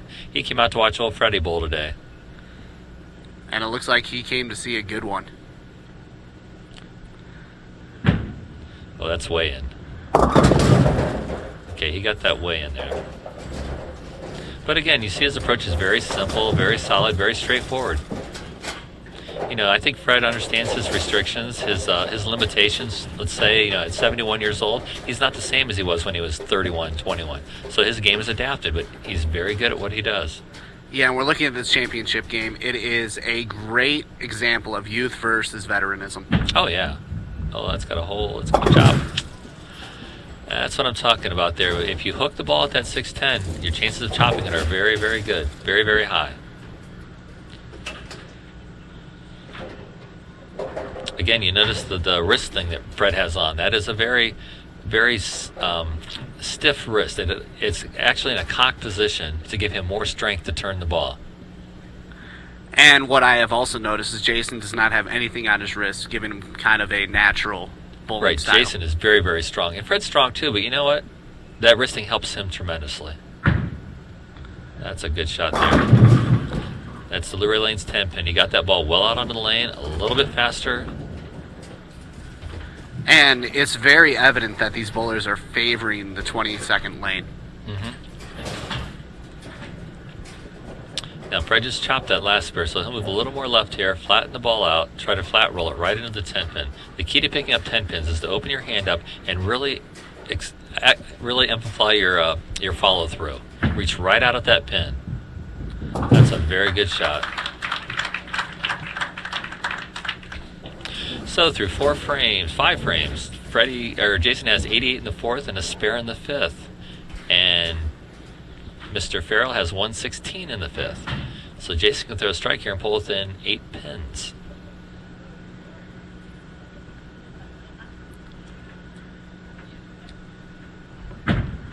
That's got to hold.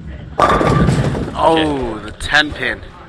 Again, he quit on that, but he got it inside enough where the ball held pocket. But if you notice, it had no power, no strength when it hit the pins. It just was kind of flat. But he'll move inside now and make a good shot here and pick this up. Looking at the plaque, I was talking about Mr. Summers. John Summers won the Ashland Masters in 1981. And John is about 80 years old now, I think. So you know what? He was up there when he won it too. But I think if Fred wins today, he will by far be the eldest statement to win the tournament. And I see a name that's popping up there a lot, and that would be Paul Blair Jr. Yeah, that was back in my younger days. No, I've been running the tournament now for about 15, 16 years, and it's a lot tougher to run a tournament in bowl. It's a lot of things going on. You want everything to go well, trying to set everything up, get everything ready, and I'm not complaining. It's just I love this tournament so much. This tournament means a lot to me. And it looks like you've done a great job with it. Thanks. It really means a lot to me to have all these people come out and all these bowlers come out. And going back to what you were saying, having to organize it and play it, it's got to be like old-time baseball. Being a player manager is one of the hardest things to do. So. Oh, absolutely. Absolutely. You know, and the way the lifestyle is now and working 10 hours a day, 6 days a week, it's hard to get things done. But, you know, we always find a way. It always comes together, and, you know, things always work out. That's a good shot. All right, through 6 frames now, Jason has 126. Fred has 116. So if Fred can throw a strike here, he will have a 10-pin lead going into the 7th. It doesn't look like anybody's going to run away in this match. This is going to be nip and tuck all the way to the end. No, and that's really what you'd like to see in a championship game, especially with this good of a turnout. It's a very close game, and the success of this tournament really shows in all the returning champions. Oh, yeah, a lot of past champions are here, which is really neat to see. Oh, he really flipped over that ball. Oh, got a big break there.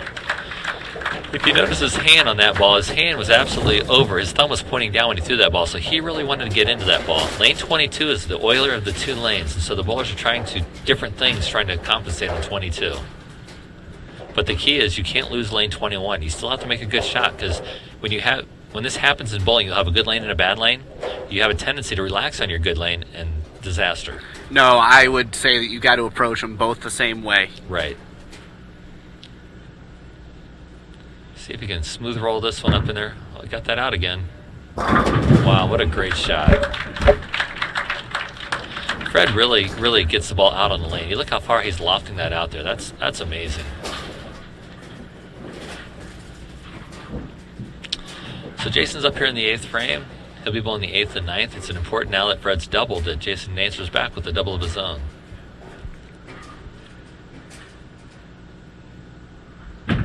Got that way in. And it shows leaving that pin up. The big thing about bowling match play, again, is if you're in your rhythm and you're in your zone, it's easy to go strike after strike after strike. But when you're struggling a little bit, not only do you have to figure out what you're doing wrong, your opponent's throwing strikes, you're figuring out what he's doing right. You think, should I move where he's at or should I stay where I'm at? It's just, bowling's just so much mental. Jason will go hard and straight at this and pick it up. Very nice. Yeah, you won't see Fred make any mistakes. He'll be very solid. The ball will be around the pocket. His game's very simple. Jason's the same way. It's just a matter, can Jason figure out how to get strikes? He's got 4 9 spares in a row. So in his mind, he may be panicking a little bit, thinking, I need to get strikes. But it's just a little adjustment he needs to make. Either move up a little bit, move back a little bit, slow the ball down a little bit. But, which way do you go? He went a little wider there. Wow. Wow. He knows that was a huge, huge mistake there. Well, the luck paid off, and he did pick up that strike, and that will be huge for him going into the final frame. Right, that was such a big break there. But the thing in bowling too, you got to realize the average bowler doesn't do this. Is when you make a bad shot like that and get a strike, don't think that you can move out there and that's where you want to play. Go right back to where you were and make good shots. Because if you move out there and make 2-3 more shots, you may not get the same reaction. So stay where you're at and make good shots. Again, you got that in. It's going to hold. Oh my gosh. Another thing in bowling is everybody wants to hook the ball. They want to stand in the left gutter and throw it at the right gutter and just hook the whole lane, which looks impressive and everybody oohs and ahs. But if you can use your power and square up a little bit and use your power to go down the lane, it's so much better. Your carry's so much better. And when you make a bad shot, you're not going to get in as much trouble. The more hook you have, the more trouble you can get into.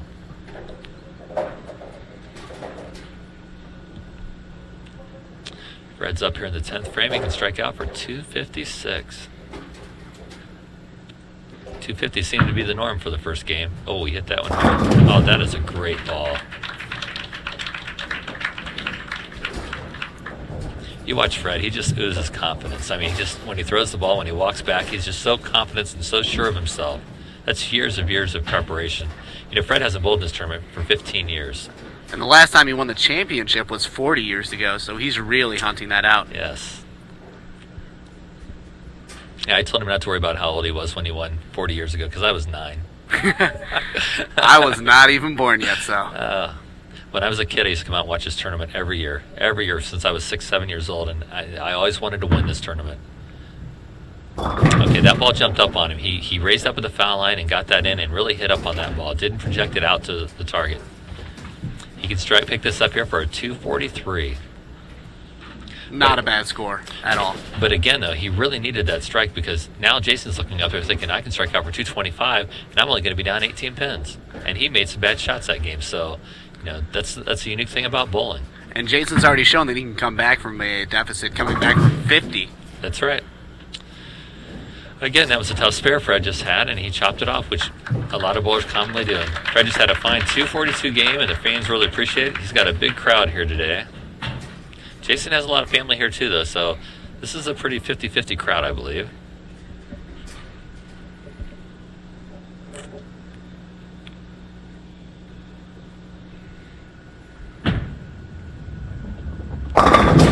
Oh, that was such a bad break. Jason made a very, very good shot there. He slowed down a little bit to let the ball react on lane 22, and the ball just grabbed a little early and drove a little hard. But hopefully he can learn from that, because that was a very good shot.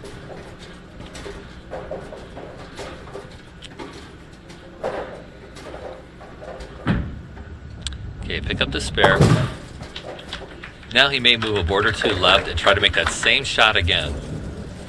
He got a very good reaction on that ball, and that's what he's been looking for on that lane.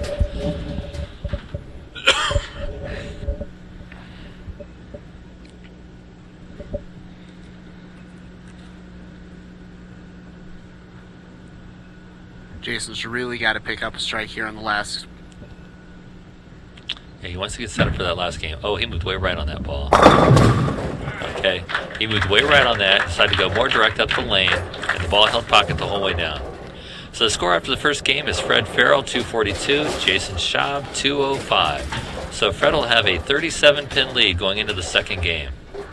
So as they say in kids land, this is for all the marbles here.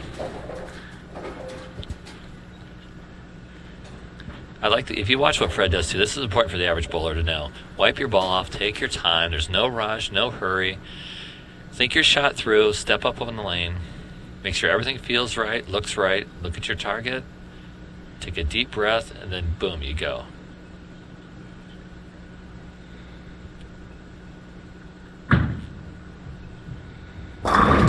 That's absolutely textbook right there. If you notice, Fred has a little timing step that he does. Before he goes forward, he goes backwards. And what that does is just maybe lets him relax a little bit and then boom, get his rhythm going forward. So It's very nice that he does that. And he is probably one of the most consistent bowlers in the tournament. Oh yeah, every ball he throws is around the pocket.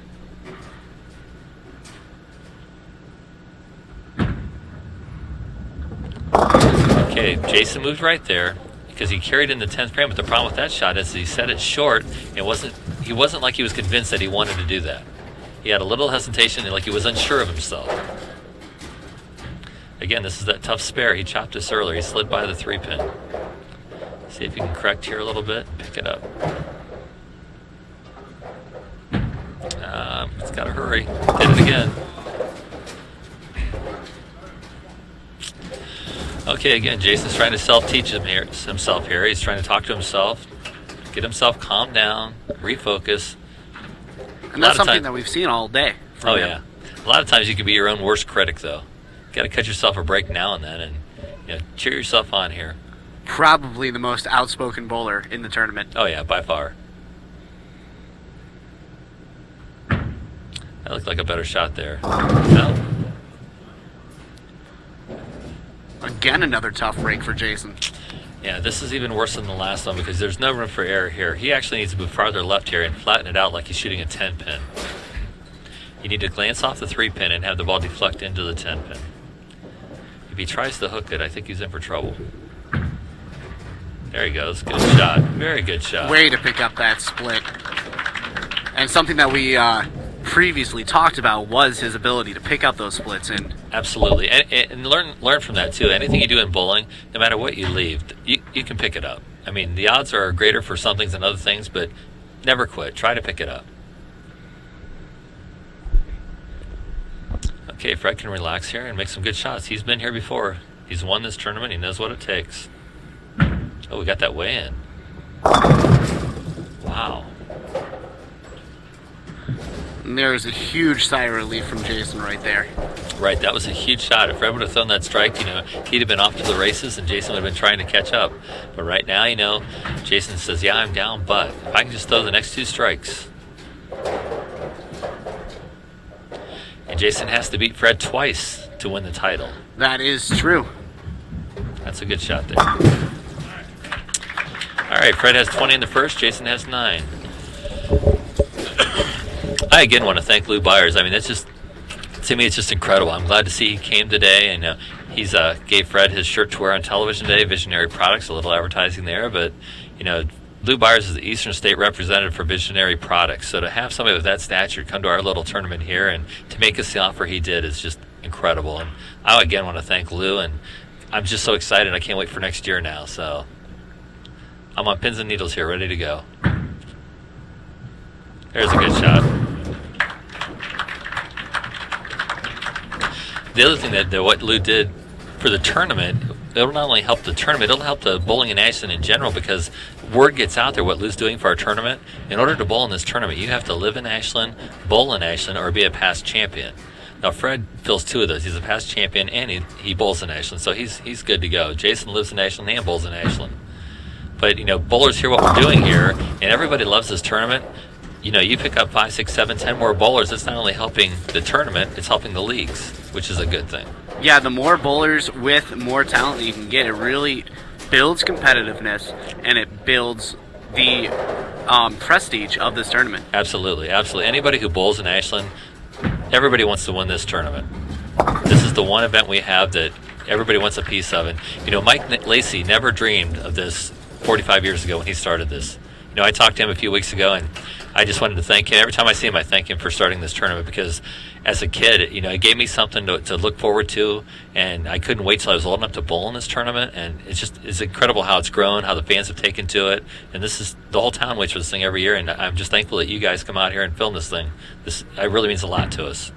That is a good shot there. Oh, that was actually a good shot. I'm not sure he's playing the right part of the lane he needs to be on now, but he threw that ball well. He was aggressive. It's just finished a little bit too hard. Yeah, Jason is really not getting a break in the second game of the match. Well, he moved right, and I think because of the last ball he threw in the 10th frame, I don't think they gave him a real good read. I think he had a good shot where he was. He just had to make good shots. Whoops. Okay, good shot there. Fred's not going to give it to him, so Jason's going to have to go and take it. So Jason needs to find a way to figure this out.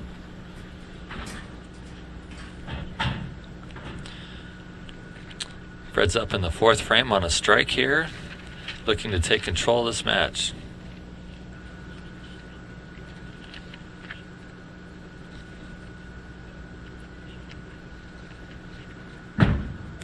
Well, he really came around that one. Wow. Very well thrown ball by Fred there.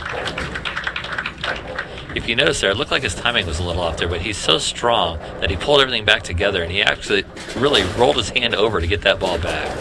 That was just an amazing shot there.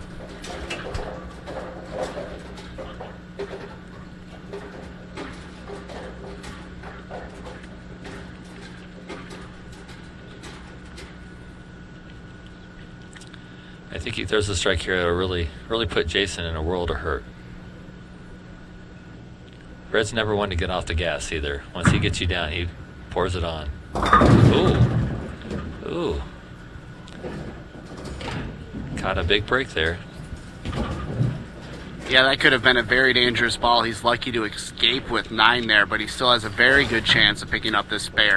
Yeah, this is a very easy spare. You just move left and reach out at that pin, like I said earlier, just like a 10 pin, but you have a little more room for error.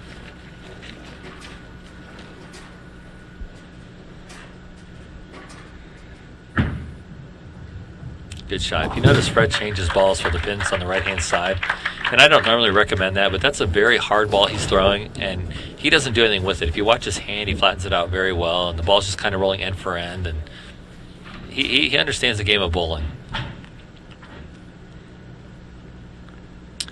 Okay, Jason's got to start chipping away at that lead here. He's got 5, 6 frames here to make it up. Oh gosh, that's just a bad shot. Again, in bowling, this is what happens when he moved right because he thought that was a good shot there, the ball he threw in the 10th frame, but now he's not so sure, so he's not going out there with confidence, and he's doubting himself. And that mental game of bowling is coming into play right here. Oh, absolutely. Looks a little bit flustered. Oh gosh, that's not going to get there. Oh, Jason. All right, he just needs to take a minute here, regroup, calm himself down, which is what he's doing.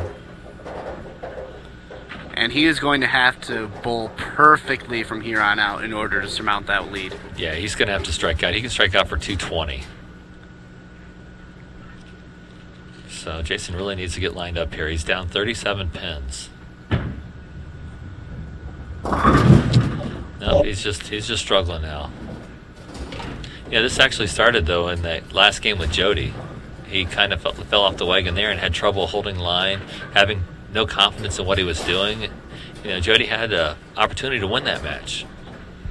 And now this match, he shot 205 the first game, but he's been struggling the whole time. All right, good spare. I should say here, Fred's bowled very well this week in the tournament. He's averaged, I think, 240 for all his matches, which is absolutely incredible.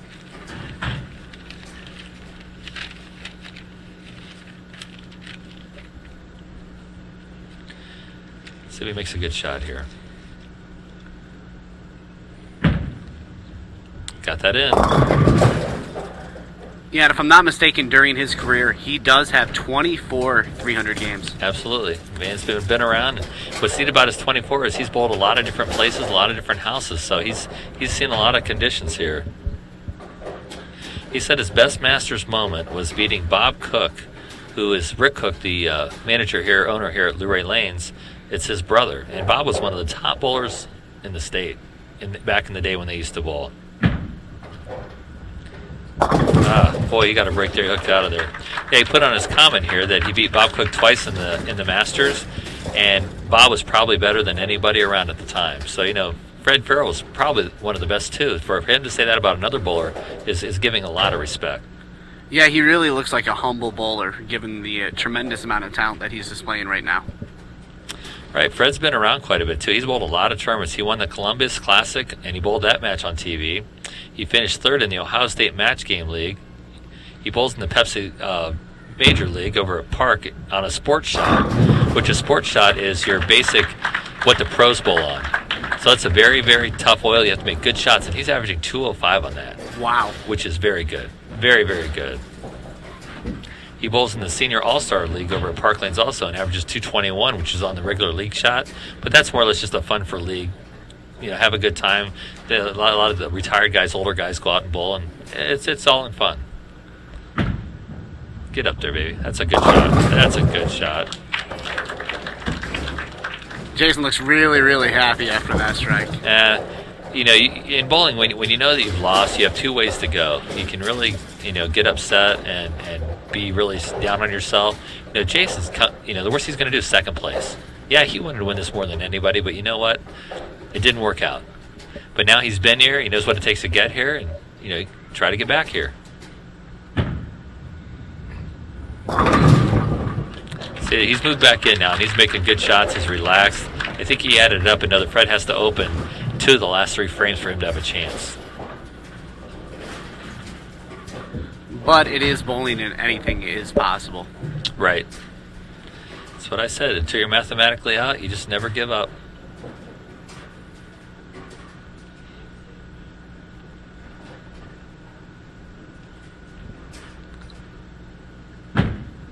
Came over that one, good. That's just amazing power.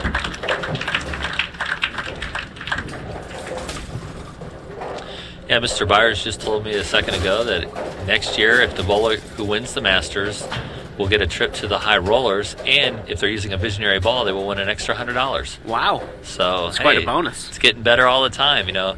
I'm going to hang around Lou.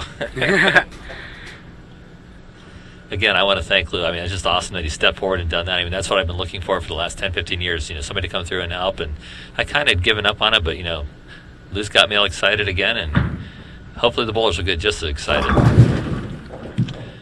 Fred's really turning that ball now, and I think a lot of it's adrenaline. He does a nice, crisp approach. He's fired up now. He's added the score up. He knows what he needs, and he can see he's coming down to the finish line.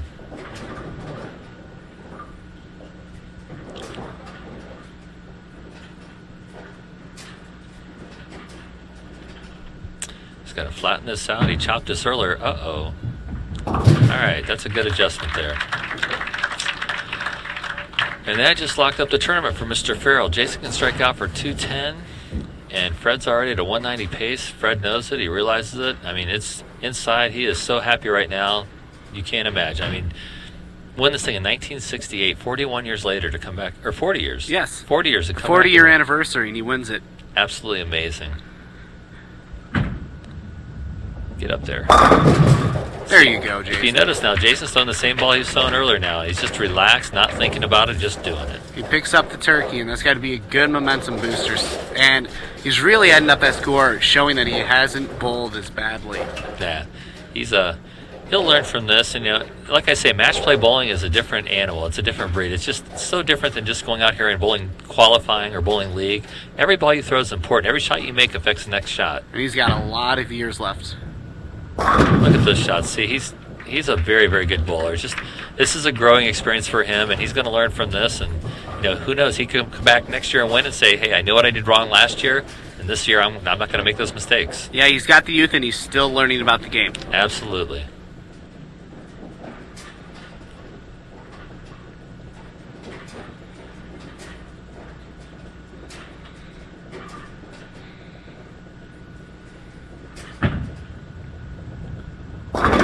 And the dice are down on the table, and he picked up the Yahtzee right there. 5 strikes in a row. Did. You've been waiting a while to say that. I've been waiting a while to say that one. I'm glad you got that in there. Oh, I'm more glad that Jason's been able to pick up himself right here and play very well. It's got to be a good emotional and momentum boost for him, even though he cannot win this tournament. Right. You know, coming down here like this, you know, nobody wants to bowl bad. And nobody wants anybody to bowl bad. If you're going to win this, you want to have to bowl good. Just hope you bowl better than the person you're bowling against. You know, looky there. He couldn't buy a strike earlier, but when he relaxed and knew it was over, just incredible finish there. Congratulations to Jason Schaub. He just had a 210. That's respectable, not up to where his average is at, but, you know, as bad as he struggled, I think he'll take that. Yeah, and that'll average out to a 207.5, so. That's right. Not bad at all. Fred just keeps on chugging away here. Got that in. All right, Fred's got 192 in the ninth. Pick this up and strike for 212.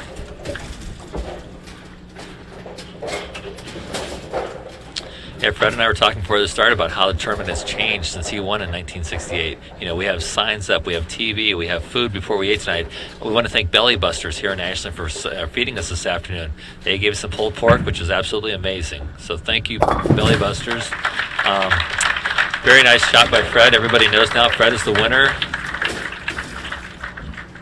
Fred's not a big emotional guy, but you know what? I can see he's a little relieved right now. Yeah, he seems very happy. He's only had to bowl one match other than Jason, who's had to bowl all three. Coming out of that wild card position, it shows him very well. Fred bowled back in the era when, you know, there's a lot of good bowlers and it was more about shot making. Now it's more about having the right equipment. And the visionary ball he's thrown today seems to be the very right equipment. He was to throw a strike here bad. I knew it'd be a strike. Very nice. Very nice number, Fred Farrell. Congratulations. 45th annual champ. Yeah. He's very happy. I guarantee you this will hit him hard. Yeah, it's probably a dream come true 40 years later to win his second Ashland Masters tournament. Absolutely amazing. And there goes Eric over to congratulate him as well, which Yes. is a very good sign. A lot of bowlers coming over. The bowlers here in town realize what this tournament means. And to do what Fred has done, to quit for 15 years and come back and win, you know, at 71, you know, he doesn't make a big deal about his age, but I do because I know how I feel at 49. To do what he's doing at 71 is amazing. It's just absolutely amazing. Oh, we've seen some great bowling here this afternoon. And we had a great turnout, a lot of people here. Gosh, thanks to everybody. Thanks to you for coming out. We'll take a short break here, get together with the champion and the bowlers who bowled on TV, get a few comments, and we'll wrap this thing up. So we'll see you in a few minutes.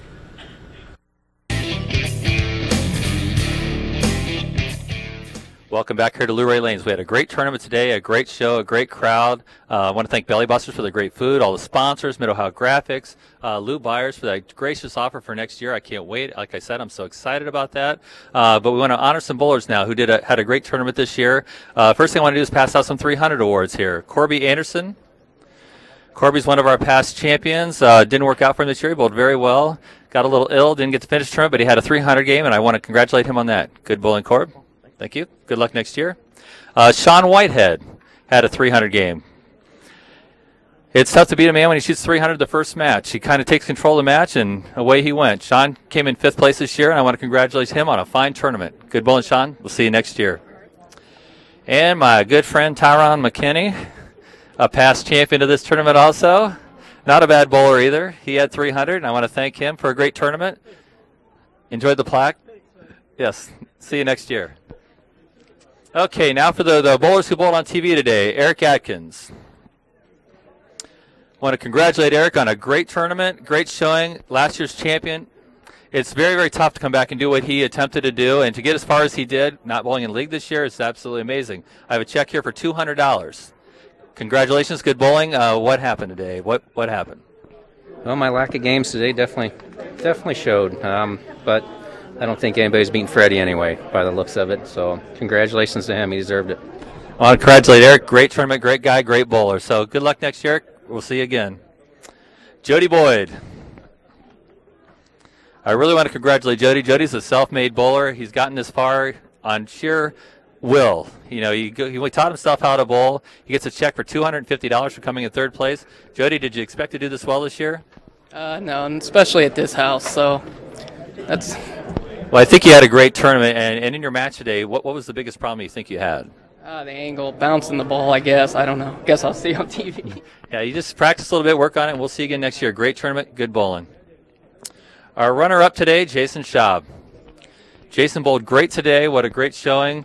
Had a great tournament all week long. Last 2 weekends, bowled great. He gets a check for $300 I'm sure he can use. Jason, good job. What happened there at the end?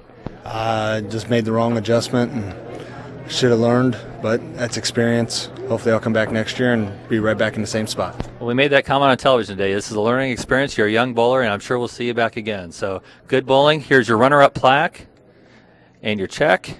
And congratulations, good bowling, and we will see you next year. Good job. And now we get the champion, Fred Farrell. Fred, can we get you out here, please? Fred's signing autographs, giving hugs. He's got a lot of fan base here. Fred, I want to congratulate you on a great tournament, great bowling. I have to admit you were my sentimental favorite. Since I couldn't be here, unbelievable bowling. What do you think of the tournament? And it's changed since 1968 when you won it. Is it a lot different now? Same? It's improved a lot. It has more value, I think. There's a lot of good bowlers. Years ago, there was maybe a handful who could win. Now there's, a lot of bowlers that can win. And there's one 70-year-old who knew he could win. So I want to congratulate Fred on a great tournament. Here's your check for $400. How much did you win in 1968? Oh, gosh, I can't tell you, but probably $50. So times have changed a lot. We've come a long ways. We also, Fred, have this travel trophy now that you get to keep for a year. If you can come back and win this tournament next year, you get to keep this trophy permanently. This is your beautiful trophy donated by Emerald Engraving here in Ashland. Wow. It's a very nice trophy. That's incredible. This is the ball that Lou Byers donated today to us. It's a Visionary Gladiator ball. This is what Fred used today to win the tournament. So the ball works. So if anybody needs a ball, come see Lou. Fred will definitely recommend this ball for you. So anything else you want to say about the tournament or how you feel, Fred? I just want to thank everybody. I had a lot of support, a lot of friends, and I went way beyond my expectations. So, we want to thank Fred. It was an incredible ride for all of us, especially for Fred. It just goes to show you anybody can win. Fred's worked hard on his game to stay in shape, and we had a great time. Congratulations to Fred, and we will see him next year, I'm sure. You get to come back. You don't even have to qualify. So, again, I want to thank everybody who came out today. I want to thank all the sponsors, especially Belly Busters for feeding us today, Mid-Ohio Graphics for the nice banner they've donated, and especially AU for coming out. So, again, thank you. Congratulations to Fred and all the bowlers, and we'll see you next year at King Lanes.